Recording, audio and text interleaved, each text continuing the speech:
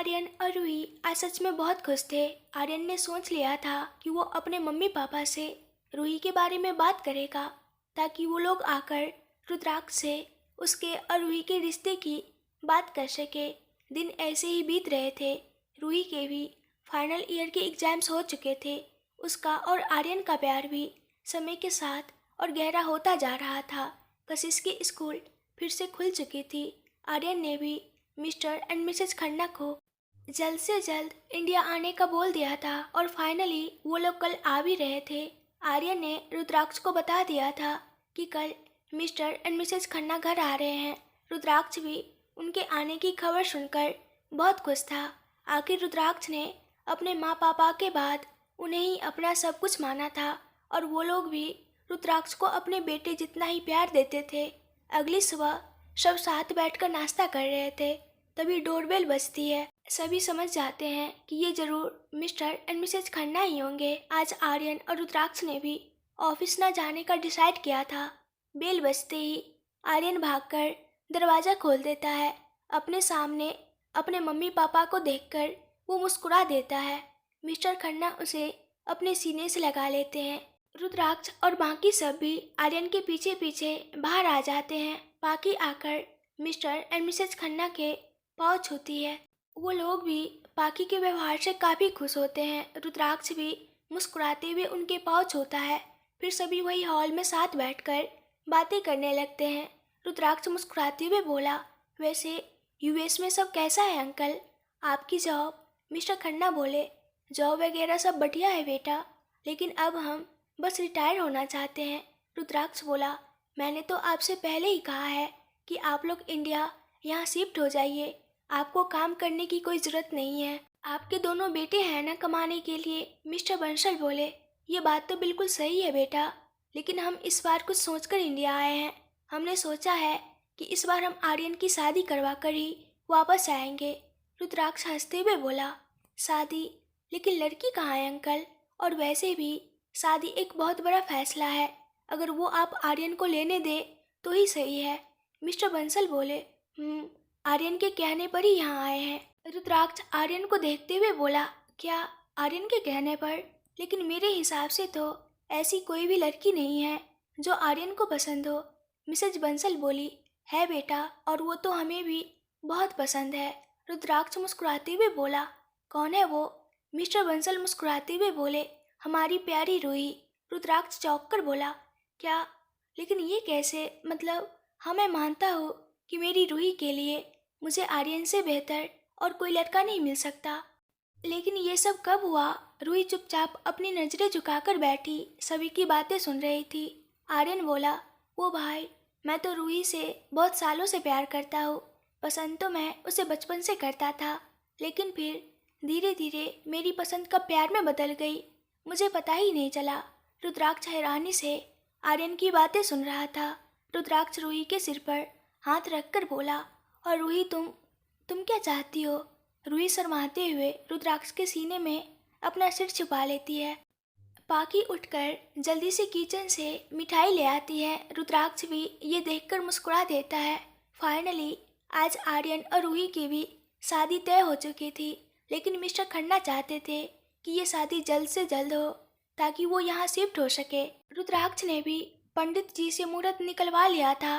पंडित जी ने भी 2 दिन बाद का मुहूर्त शुभ बताया था, या फिर 2 महीने बाद का। मिस्टर खन्ना ने 2 दिन बाद वाला मुहूर्त तय किया था। रुद्राक्ष ने भी उनकी बात मानकर 2 दिन बाद वाले मुहूर्त को हाँ बोल दिया था। रुद्राक्ष के घर से थोड़ी ही दूर मिस्टर खन्ना का खन्ना मेंशन बना हुआ था। वो लोग चाहते थे कि रूही और आर्यन उनके साथ अब उस घर में शिफ्ट हो जाए। मिस्टर एंड मिसेज खन्ना ने खन्ना मेंशन की सफाई करवा ली थी। 2 दिन बाद ही शादी थी। पाकी चाहती थी कि वो भी रुद्राक्ष के साथ फेरे ले। उसने ये बात रुद्राक्ष से कही तो रुद्राक्ष भी उसकी खुशी के लिए मान गया था। आर्यन और रूही भी अपनी शादी को लेकर बहुत खुश थे। वो दोनों साथ मिलकर ही शादी की सारी शॉपिंग कर रहे थे। कशिश भी इन सब में बहुत खुश थी, क्योंकि उसे फाइनली स्कूल से छुट्टी जो मिल गई थी। आज रूही, आर्यन और रुद्राक्ष पाकी की हल्दी थी। सभी बहुत खुश थे। मिस्टर एंड मिसेज खन्ना अपने दोनों बेटों की शादी की तैयारियों में बिजी थे। बहुत से मेहमान आ चुके थे और कुछ अभी आने बाकी थे। मिस्टर एंड मिसेस खन्ना हाथ जोड़कर उन सभी का स्वागत कर रहे थे। रूही अपने कमरे में पीली साड़ी पहने बैठी थी। उसने बहुत सिंपल सा मेकअप किया हुआ था जिसमें वो बहुत सुंदर लग रही थी। वहीं उसी के पास में बैठी कशिश उसे परेशान कर रही थी। रूही ने कशिश को भी येलो फ्रॉक पहना दी थी। आर्यन भी अपने कमरे में येलो कुर्ता पहने खड़ा था। आज वह सच में बहुत स्मार्ट लग रहा था। आज वह बहुत सी लड़कियों के दिल तोड़ने वाला था। रुद्राक्ष और बाकी भी अपने कमरे में तैयार हो रहे थे। रुद्राक्ष ने भी येलो कुर्ता व्हाइट धोती पहनी हुई थी। बाकी ने भी ग्रीन एंड येलो मिक्स में साड़ी पहनी हुई थी। अपनी सादगी में भी वो बहुत सुंदर लग रही थी। रुद्राक्ष उसे देखकर मुस्कुरा देता है। रुद्राक्ष पाकी के पास आकर उसके सिर पर किस करके बोला, आज तुम बहुत सुंदर लग रही हो, बिल्कुल किसी परी की तरह। पाकी रुद्राक्ष के किस करने पर अपनी नजरें झुका लेती है और बोलती है, आप भी बहुत स्मार्ट लग रहे हैं। रुद्राक्ष उसकी आंखों में देखते हुए बोला, सच में? पाकी उसके गाल पर किस करके बोली, मुझ में? रुद्राक्ष उसके गाल को अपने गाल से सहलाते हुए, हाय इतना प्यारा सा गिफ्ट। फिर उसके गाल पर किस करके बोला, आई लव यू जान। पाकी मुस्कुराते हुए अपना सिर झुका लेती है। रुद्राक्ष उसे देखकर बोला, जान मेरे लव यू का तुमने आज तक जवाब नहीं दिया है। कोई बात नहीं, मुझे इंतजार रहेगा जब तुम मुझसे अपने प्यार का इजहार करोगी। उसके बाद रुद्राक्ष और पाकी रूही के कमरे में आ जाते हैं। वहाँ का नज़ारा देखकर उन दोनों को हंसी आ जाती है। कशिश और रूही दोनों बच्चों की तरह बिस्तर पर बैठकर चॉकलेट खा रही थी और चॉकलेट के रैपर बेड के इधर उधर बिखरे हुए थे। रुद्राक्ष की आंखें रूही को देखकर हल्की नम हो जाती है। पाकी रुद्राक्ष की आंखों में नमी देख लेती है, इसलिए वो उसका हाथ हल्का सा दबा देती है। रुद्राक्ष उसके सामने देखने लगता है तो पाकी अपना सिर नामे हिलाकर रूही और कशिश के पास आ जाती है। पाकी अपने हाथ बांधे हुए मुस्कुराते हुए बोली, ये क्या चल रहा है यहाँ? रूही उसे देखकर मुस्कुरा देती है और बोलती है, अरे भाभी आप कब आई? पाकी मुस्कुराते हुए बोली, बस अभी जब आप चॉकलेट खा रही थी तभी कशिश की नज़र रुद्राक्ष पर पड़ती है और वो डैडी डैडी करती हुई रुद्राक्ष की गोद में चढ़ जाती है। रूही भी रुद्राक्ष को देखकर हल्का सा मुस्कुरा देती है। रुद्राक्ष के कहने पर पाकी रूही और कशिश के साथ नीचे आ जाती है। रुद्राक्ष मुस्कुराते हुए आर्यन के कमरे की तरफ बढ़ जाता है, जहां आर्यन रेडी होकर बेड पर बैठा था। रुद्राक्ष दरवाजा बजाते हुए, मैं अंदर आ जाऊं? आर्यन उसे देखकर मुस्कुराते हुए बोला, हाँ भाई आना, इसमें पूछने की क्या जरूरत है।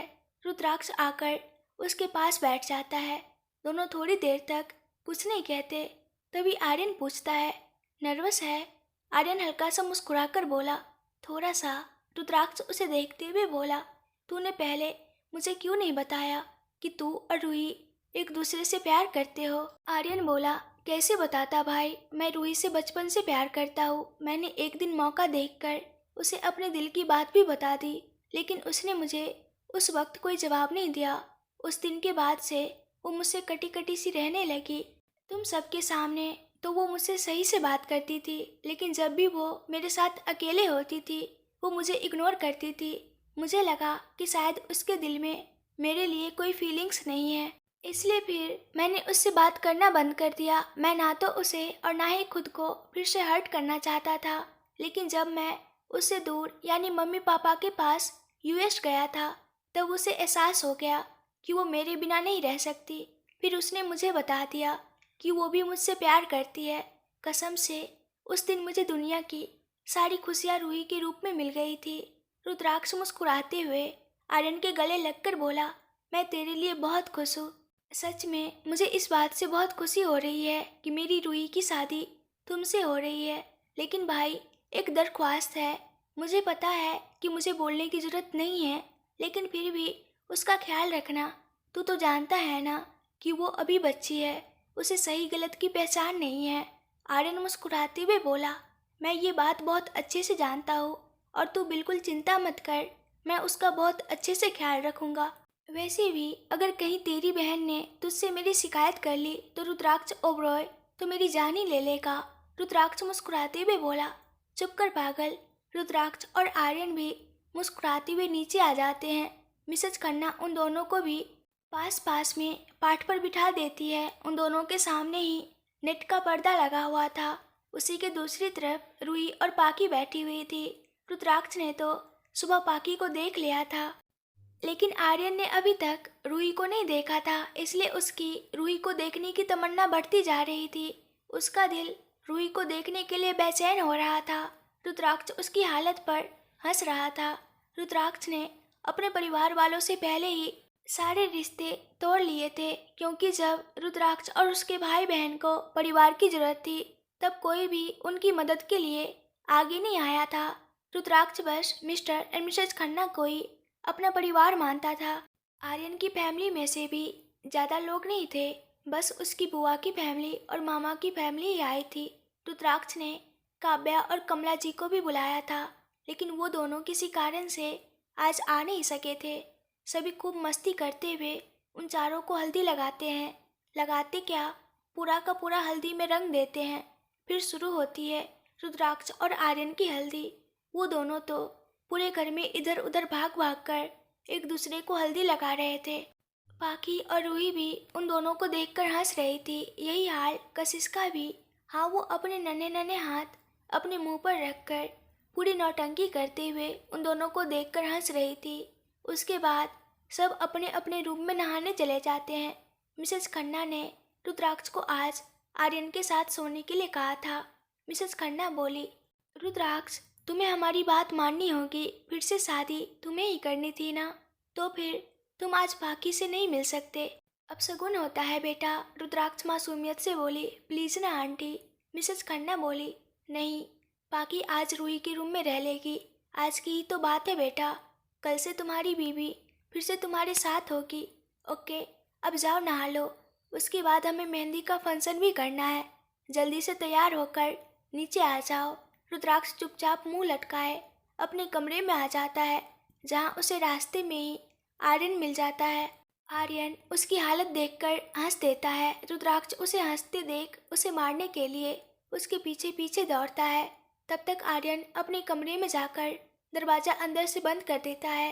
रुद्राक्ष भी अपनी हरकत पर हंसते हुए अपने कमरे में जाकर तैयार हो जाता है। सभी तैयार होकर अपने कमरे से नीचे आ जाते हैं।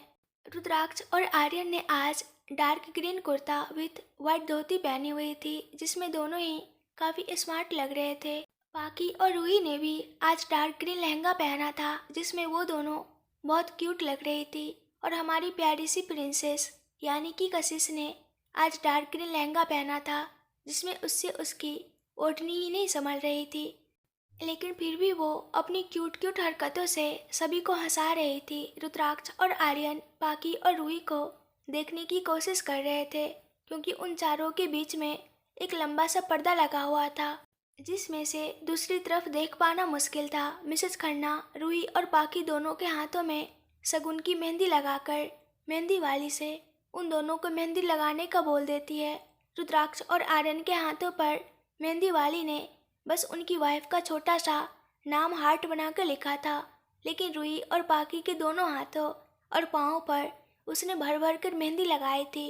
रुद्राक्ष और आर्यन की तरफ घर के और बाहर के सारे जेंट्स थे।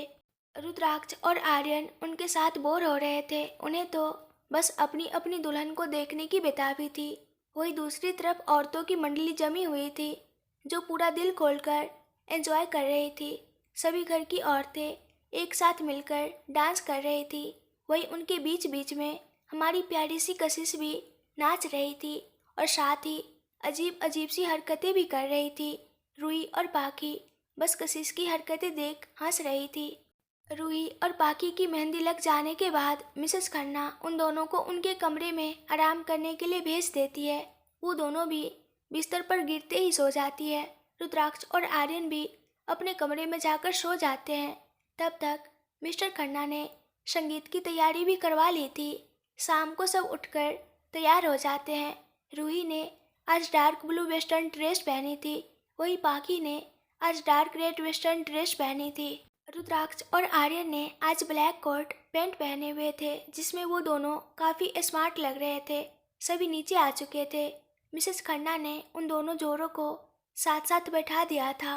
रुद्राक्ष और आर्यन तो अपनी दुल्हनों को देखते ही चमक उठते हैं। मिसेस खन्ना भी उन दोनों को खुश देखकर मुस्कुरा देती है। संगीत में इस बार काव्या और कमला जी भी आए थे। बाकी उन दोनों को देखते ही खुश हो जाती है। रुद्राक्ष ने पार्टी होस्ट भी काव्या को करने के लिए ही बोला था। कमला जी भी आकर रुद्राक्ष, पाखी, रूही और आर्यन को अपना आशीर्वाद देती है। काव्या स्टेज पर आकर हेलो एवरीवन, सो आज मेरी बेस्ट फ्रेंड और उसकी प्यारी सी नंद रूही की शादी का संगीत है। वैसे पाखी और हमारे प्यारे मिस्टर रुद्राक्ष ओबरॉय की शादी तो पहले ही हो चुकी है, लेकिन संगीत पार्टी आज हो रही है। सो सबसे पहले तो आप दोनों कपल्स को मेरी तरफ से और बाकी सभी की तरफ से बहुत सारा कॉन्ग्रेचुलेसन्स। सो अब स्टार्ट करते हैं आज का फंक्शन। तो सबसे पहले स्टेज पर धूम मचाने आ रहे हैं हम सबके प्यारे मिस्टर एंड मिसेस खन्ना। सभी मिस्टर एंड मिसेस खन्ना का नाम सुनकर जोर जोर से हुटिंग करने लगते हैं। तभी पूरे हॉल में अंधेरा हो जाता है और एक वाइट फॉक्स लाइट स्टेज पर पड़ती है। स्टेज पर मिस्टर एंड मिसेस खन्ना एक दूसरे के हाथ में हाथ डालकर खड़े थे। तभी स्टेज के साइड में डीजे के पास खड़ा आर्यन के मामा का लड़का ऋषभ सॉन्ग प्ले कर देता है। मिस्टर एंड मिसेस खन्ना बहुत ही रोमांटिक डांस करते हैं। रुद्राक्ष, पाखी और आर्यन, रूही भी एक दूसरे के हाथ में हाथ डालकर मुस्कुराते हुए उनका डांस देख रहे थे। मिस्टर एंड मिसेस खन्ना भी मुस्कुराते हुए नीचे आ जाते हैं। धीरे धीरे काव्या आर्यन के सारे फैमिली मेंबर्स को एक एक करके डांस करने के लिए बुलाती है। काव्या भी आर्यन के भाई ऋषभ के साथ कपल डांस करती है। उसके बाद काव्या आर्यन और रूही रुद्राक्ष और पाखी को स्टेज पर डांस करने के लिए बुला देती है। रुद्राक्ष और आर्यन अपनी अपनी दुल्हन के सामने प्यार से अपना हाथ बढ़ा देते हैं। वो दोनों भी मुस्कुराते हुए उन दोनों के हाथों में अपना हाथ दे देती हैं। ऋषभ उन चारों के लिए एक रोमांटिक सॉन्ग प्ले कर देता है। सॉन्ग सुनते ही रुद्राक्ष और आर्यन दोनों के चेहरे पर एक बड़ी सी मुस्कान आ जाती है।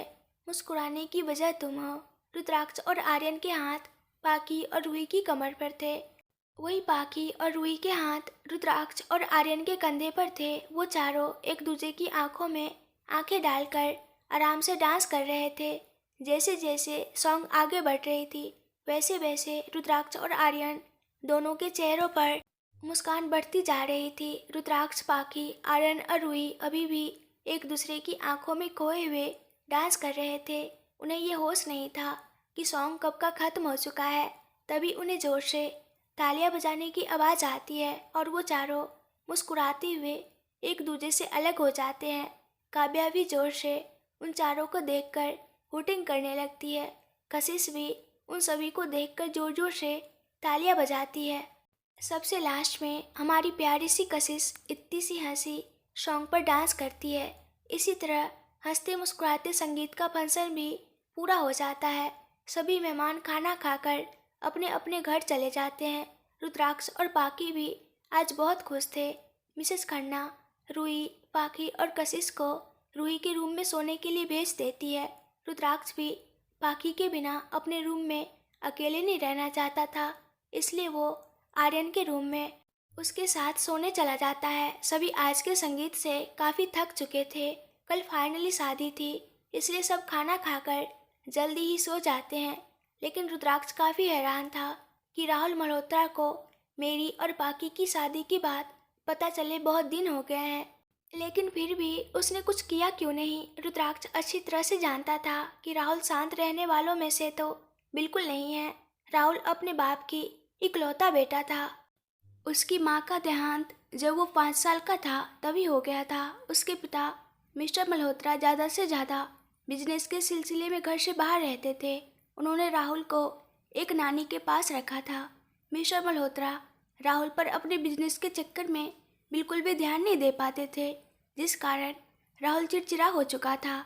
नानी ही उसकी देखभाल करती थी, लेकिन वो भी काफ़ी उम्र में होने के कारण राहुल को तब छोड़कर जा चुकी थी। जब वो 12th क्लास में था, राहुल उस वक्त काफ़ी अकेला हो गया था। धीरे धीरे जब वो कॉलेज में आया तब उसने ड्रग्स, ड्रिंक और भी अनेक तरह के नशे करने शुरू कर दिए थे। इसके साथ ही उसने एक और नशे को अपना बनाया था और वो था लड़कियों का नशा। राहुल मल्होत्रा हर रात किसी दूसरी लड़की के साथ होता था। मुंबई में हर कोई उसकी इस हरकतों से अच्छे से वाकिफ था। एक दिन जब पाखी खुशी को लेने उसके स्कूल गई थी, तभी राहुल की नज़रें उस पर पड़ी थी। उसने पाखी को प्रपोज भी किया था, लेकिन पाखी ने उसे साफ इनकार कर दिया था क्योंकि वो उसके कारनामों से वाकिफ थी।